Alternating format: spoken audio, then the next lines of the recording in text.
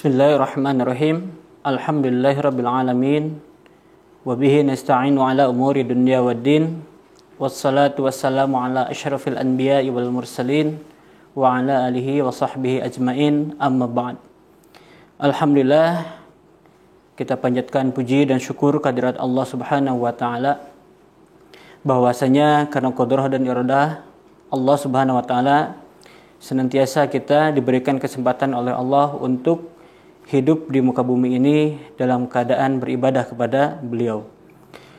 Juga salawat serta salam mudah-mudahan tetap dicurahkan kepada junjungan kita semua sebagai uswatun hasanah, yaitu Rasulullah sallallahu alaihi wasallam. Baik, ikhwatu iman rahimakumullah. Pada kesempatan kali ini kita akan mengulas sedikit tentang kemukjizatan Al-Qur'an ditinjau dari aspek kebahasaan. Sebagaimana kita ketahui bahwa ketika Rasulullah SAW diutus di tengah-tengah kaum Quraisy waktu itu, tidak terlepas dari kemajuan dari segi kebahasaan. Meskipun kita kenal bahwa pada saat itu adalah saat atau pada zaman jahiliyah, namun secara keilmuan mereka begitu tinggi. Bahkan dalam bidang syair, dalam bidang kebahasaan, mereka memiliki rasa dan selera yang tinggi dibandingkan dengan kaum-kaum yang lainnya. Namun ketika disebut jahiliyah itu karena dangkalnya akidah, sehingga mereka dalam memahami tatanan ibadah itu tidak menyembah kepada Allah Subhanahu wa taala. Al-Qur'an sebagai mukjizat yang akan kekal sampai akhir zaman, Allah akan jaga sejak diturunkannya sampai nanti datangnya hari kiamat. Tentunya tidak terlepas dari aspek-aspek keilmuan.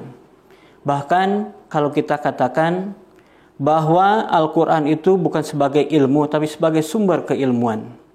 Karena dari Al-Quranlah dapat lahir berbagai macam keilmuan. Salah satu keilmuan yang lahir dari Al-Quran itu adalah dari segi tata bahasa Arab. Kemudian dari tata bahasa Arab ini kita bisa membaginya. Ada yang disebut dengan ilmu nahwu, ada yang disebut dengan ilmu sharaf, ada yang disebut dengan ilmu balaghah, ada yang disebut dengan ilmu dilalah, ada yang disebut dengan ilmu uslub, dan lain sebagainya. Salah satu kajian dalam Al-Quran yaitu tentang keindahan makna-makna yang dikandung dalam setiap kata dalam Al-Quran. Tidak setiap orang, tidak setiap insan dapat memahami tentang kemujizatan Al-Quran itu. Mungkin banyak orang yang hafal, banyak orang yang tadarus, banyak orang yang mengaji. Tapi dari segi kebahasaan, terkadang orang itu terbatas. Hanya beberapa orang dan hanya kalangan tertentu saja yang memahami tentang seluk-beluk satu kalimat yang ada di dalam Al-Quran. Maka dari itulah para ulama merumuskan tentang keindahan Al-Quran dalam satu kajiannya yang disebut dengan ilmu balaghah. Ilmu balaghah terbagi menjadi 3 cabang keilmuan. Yang pertama ilmu bayan, yang kedua ilmu badi', dan yang ketiga adalah ilmu ma'ani. Adapun yang akan kita sedikit kaji, akan sedikit kita bahas adalah dari kajian ilmu ma'ani. Dari ilmu ma'ani kita lebih spesifik lagi, yaitu tentang istifham, kata tanya. Kata tanya dalam Al-Quran, kalau ditinjau dari aspek ilmu nahwu, ini hanya sebatas pertanyaan-pertanyaan biasa saja. Sebagai contoh, kaifa haluka, bagaimana keadaanmu? Min aina anta, dari mana engkau? Ila aina satadhabu, kemana engkau akan pergi? Pertanyaan-pertanyaan standar seperti itu ketika dikaji dari ilmu nahwu saja, dikaji dari ilmu sharaf saja, itu hanya pertanyaan biasa yang hanya cukup membutuhkan jawaban. Tapi ketika kita menggali, ketika kita mengkaji Al-Quran khususnya dalam hal istifham saja, di mana istifham ini hanya bagian dari huruf-huruf terkecil yang ada di dalam Al-Quran, ternyata Allah simpan, Allah rahasiakan keistimewaan dan kedahsyatan kalimat-kalimat tersebut. Ya, tadi seperti halnya kita ketahui bahwa istifham kata tanya itu kalau ditinjau dari ilmu nahwu yaitu hanya pertanyaan biasa yang membutuhkan jawaban. Namun ketika kita kaji dari kajian ilmu ma'ani khususnya mengenai istifham, itu ternyata Allah titipkan rahasia terbesar dari makna-makna kata tanya tersebut. Adapun kata tanya dikaji dari ilmu istifham dan ilmu ma'ani. Yang pertama, ternyata istifham itu mengandung makna amar atau makna perintah. Sebagaimana Allah Subhanahu wa taala berfirman dalam Quran surat Al-Maidah ayat 91, A'udzu billahi minasyaitonir rajim, fahal antum muntahun. Kalau kita terjemahkan secara harfiah biasa, fahal antum muntahun, maka apakah kalian itu adalah orang yang akan berhenti? Kalau kita terjemahkan seperti itu, ini tentu bakal rancu kalau dikaji dari ilmu nahwu saja. Tapi dikaji dari segi ilmu balaghah, khususnya ilmu ma'ani, maka makna istifham, khususnya kata hal itu asalnya apakah? Namun ketika dikaji dalam ilmu ma'ani, berarti di sini fahal antum muntahun itu bermakna maka berhentilah kamu untuk melakukan perbuatan-perbuatan yang dimana perbuatan itu dilakukan oleh setan untuk mengganggu manusia. Silakan tinggal dibuka ayat lengkapnya, ayat 91 dari surat Al-Maidah itu, di mana setan mengganggu manusia supaya apa? Bermusuh-musuhan, senantiasa meminum khamar dan lain sebagainya. Maka ketika fahal antum muntahun, ini menandakan maka berhentilah kamu untuk melakukan perbuatan-perbuatan yang telah disebutkan pada ayat tersebut. Nah, maka istifham di dalam Al-Quran ini memiliki makna yang pertama adalah makna amar atau makna perintah. Kemudian yang kedua, dalam ilmu ma'ani atau istifham itu memiliki makna al-istibta. Al-istibta itu adalah berarti dianggap lambat. Sebagai contohnya, mata nasrullahi inna nasrullahi qarib. Surat Al-Baqarah ayat 214. Mata nasrullah. Mata nasrullah, kapan pertolongan Allah itu akan datang? Kalau kita hanya sebatas nahwu saja, kapan pertolongan itu akan datang? Ya mungkin jawabannya nanti, besok, atau lusa, atau kapan. Itu kalau dikaji dari ilmu nahwu saja. Namun ketika dikaji dari ilmu ma'ani, ternyata ini adalah bermakna istibta atau bermakna ya sangat lambat atau memperlambat atau dianggap lambat. Ketika ada orang yang ingin ya cepat datangnya pertolongan Allah itu, tidak sabar dengan pertolongan Allah itu, sehingga dia seseorang berkata, mata nasrullah. Kapan pertolongan Allah itu datang? Dia menganggap bahwa pertolongan Allah itu datangnya terlambat. Dalam keadaan terdesak, kenapa tidak didatangkan sekarang? Ya, seperti halnya ketika ada kecelakaan, maka orang cepat langsung menolong. Tapi ini dianggap lambat. Ternyata ketika kaum muslimin misalkan banyak terdesak, ada orang mata nasrullah. Tapi Allah menjawab, inna nasrallahi qarib. Ingat bahwa sesungguhnya pertolongan Allah itu adalah dekat. Ini karena apa? Karena mungkin orang yang tadi tidak sabar ingin segera datang untuk mendapatkan pertolongan dari Allah Subhanahu wa taala. Ini adalah makna yang kedua dari istifham. Kemudian yang ketiga adalah at-taqrir. At-taqrir itu adalah ketetapan. Sebagaimana contohnya adalah alam nashrah laka sadrak. Alam nashrah laka sadrak. Bukankah kami telah melapangkan pada dada engkau? Dalam artian ketetapan. Allah sudah memberikan pemahaman, Allah sudah memberikan ketetapan di mana ketika Rasulullah SAW membutuhkan bantuan, membutuhkan penjelasan, membutuhkan bimbingan Allah, maka Allah langsung berikan. ketetapan tersebut. Maka kalimatnya alam nashrah laka sadrak, bukan dengan kalimat alam nashrah, apakah tidak kami jelaskan laka sadrak, kepada dada engkau. Nah itu mungkin akan sangat rancu kalau diterjemahkan dengan kaidah ilmu nahwu. Ya. Itu adalah makna yang ketiga, yaitu at-takrir. Kemudian makna yang keempat adalah at-tahakkum. Tahakkum di sini dalam artian suatu rangkaian kalimat digunakan untuk mencela. Ya. Allah Subhanahu berfirman, a'aqluka yusawwigu laka an taf'ala kadza. Ini ada dalam surat Hud ayat 87. A'aqluka yusawwigu laka an taf'ala kadza. Apakah akalmu ini, ya, akalmu itu memerintahkan supaya kamu melakukan hal yang demikian? Ya.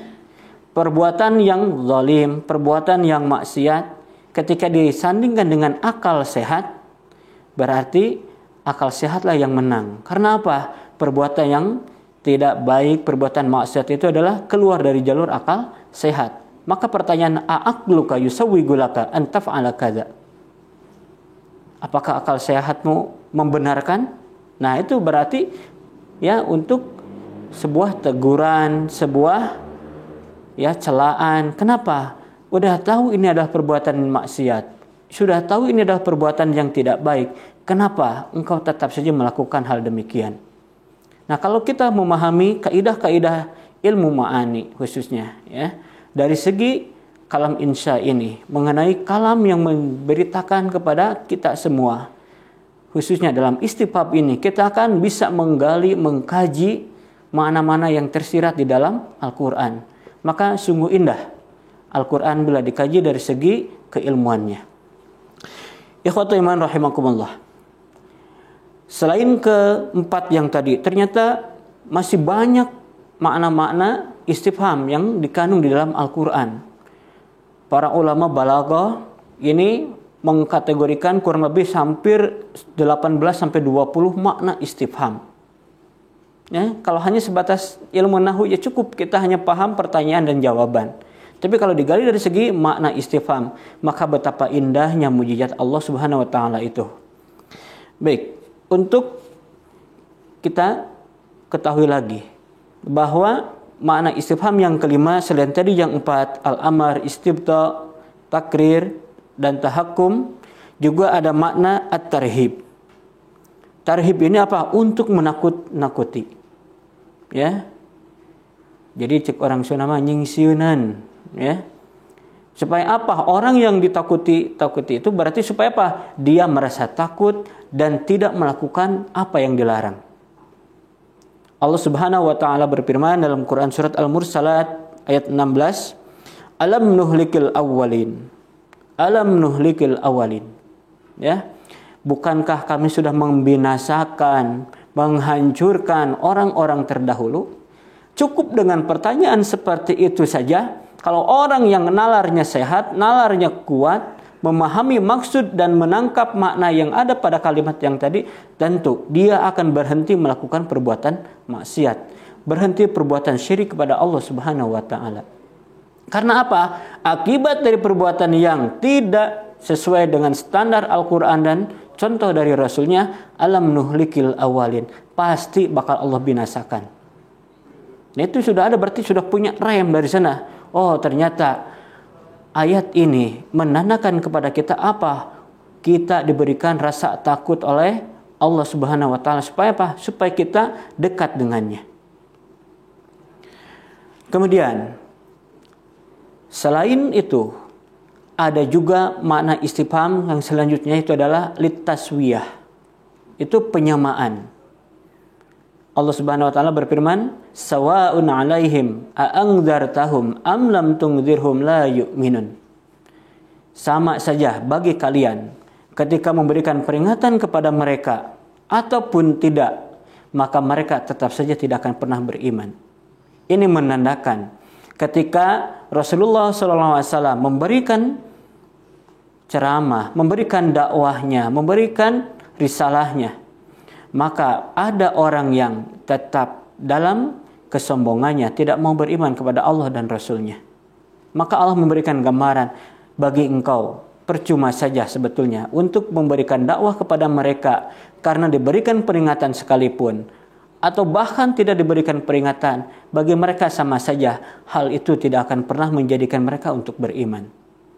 Nah, maka dari sini kita bisa mengambil bahwa yang namanya dakwah, yang namanya ceramah, yang namanya mengajak, tidak mesti orang harus ikut, karena tugas kita adalah mengajak, bukan untuk memaksa. Ya, sesuai dengan firman Allah Subhanahu wa taala dalam Al-Qur'an, dalam surat Al-Qasas ayat 56, innaka la tahdi man ahbabta walakinallaha yahdi may yasha. Sesungguhnya engkau tidak bisa memberikan hidayah, tidak bisa memberikan petunjuk kepada orang yang engkau cintai sekalipun. Karena rahasia hidayah itu hanya Allah yang bisa memberikan. Nah, dari sini kita gambaran bahwa ayat yang tadi sawaun alaihim a'angdartahum am lam tungdirhum la yu'minun. Berarti ketika hidayah tidak sampai kepada orang yang kita ajak bicara, maka itulah rahasia Allah. Dengan demikian kita bisa mengambil hikmahnya. Kenapa? Karena kita hanya berkewajiban untuk berdakwah saja tanpa memaksa. La ikraha fiddin. Ya. Kemudian ada makna istifham yang lainnya, ya, yaitu apa? At-takrir. Selain at-takrir juga ada at-ta'ajub wat-taubih. Di satu sisi ini adalah ta'ajub, di satu sisi ini menjadi celaan. Ya, salah satu ayatnya adalah al-haqqah, mal-haqqah, wa ma adraka mal-haqqah. Ini diulang-ulang. Ya, mal-haqqah wa ma adraka mal-haqqah. Ini pertanyaan-pertanyaan itu. Ketika pertanyaan ini diulang-ulang, ini menandakan apa? Suatu ta'zim, suatu kemuliaan, suatu kedahsyatannya hari kiamat. Ketika hari kiamat itu adalah hari yang memang menjadi sesuatu yang dahsyat, sesuatu yang besar, sesuatu yang memang belum kita bisa bayangkan. Di satu sisi, ketika keistimewaan dari hari kiamat itu bakal hadir di hadapan kita, maka kita serasa menjadi manusia yang lemah. Kita menjadi manusia yang tidak berdaya. Kita menjadi manusia yang tidak punya untuk bergantung, di mana manusia itu akan hancur oleh hari kiamat semuanya. Nah, ini gambaran untuk kita. Mudah-mudahan ya, dengan kita memahami makna-makna yang ada di dalam Al-Qur'an, khususnya secara dari kecil sekalipun, ya, huruf-huruf yang terkecil, hal, aina, ya, bahkan ada aina, fa aina tadhhabun, ya. Kalau kita memahami fa aina tadhhabun, ini adalah sebuah taubih buat kita. Apa taubih itu? Celaan, hinaan untuk kita semua, ya. Ketika kita maksiat kepada Allah, ketika kita jauh dari ibadah kepada Allah Subhanahu wa taala, maka Allah berkata fa aina tadhhabun, hendak kemana kalian akan pergi? Maksudnya, kemanapun kalian pergi, dimanapun kalian bersembunyi, ingat, janji Allah tidak akan pernah ingkar. Semua sesuatu yang kalian lakukan, Allah akan catat perbuatan kalian itu. Berarti jelas, amal ibadah kita, setiap langkah dan gerak-gerik kita, ketika memahami fa'aina tadhhabun, alangkah ruginya kita kalau tidak paham dengan konteks kalimat tersebut dari segi istifhamnya saja, dari segi kata tanyanya saja.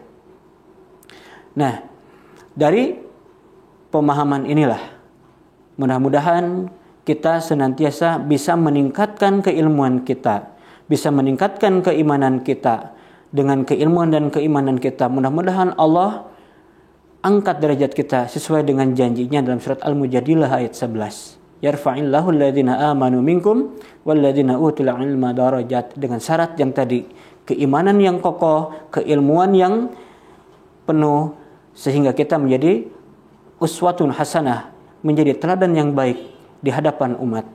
Mungkin ini hanya sebatas mengulas sedikit tentang materi kata tanya sesuai dengan kaidah ilmu ma'ani yang ada dalam kajian ilmu balaghah. Mudah-mudahan ada manfaat untuk kita semua, khususnya bagi saya pribadi yang menyampaikannya.